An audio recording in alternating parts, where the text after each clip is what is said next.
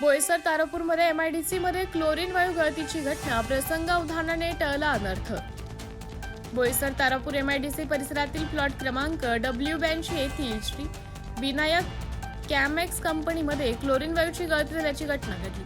मात्र तात्काळ उपाययोजना केल्यामुळे मोठा अनर्थ टळला असून या घटनेत कोणतीही जीवितहानी झालेली नाही।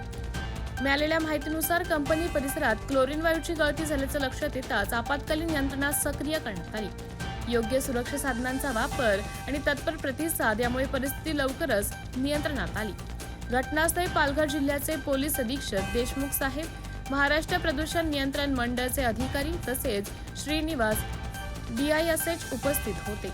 अधिकाऱ्यांनी घटनास्थळाची पाहणी करून आवश्यक त्या सूचना दिल्या। सध्या परिस्थिती पूर्णपणे नियंत्रणात असून परिसरात कोणताही धोका नसल्याची माहिती प्रशासनाकडून देण्यात आली आहे। पुढील तपास सुरू असून सुरक्षेच्या उपाययोजनांचा आढावा घेतला जात आहे। MTV न्यूज साठी जिल्हा प्रतिनिधी ऋषिकेश जाधव, पालघर।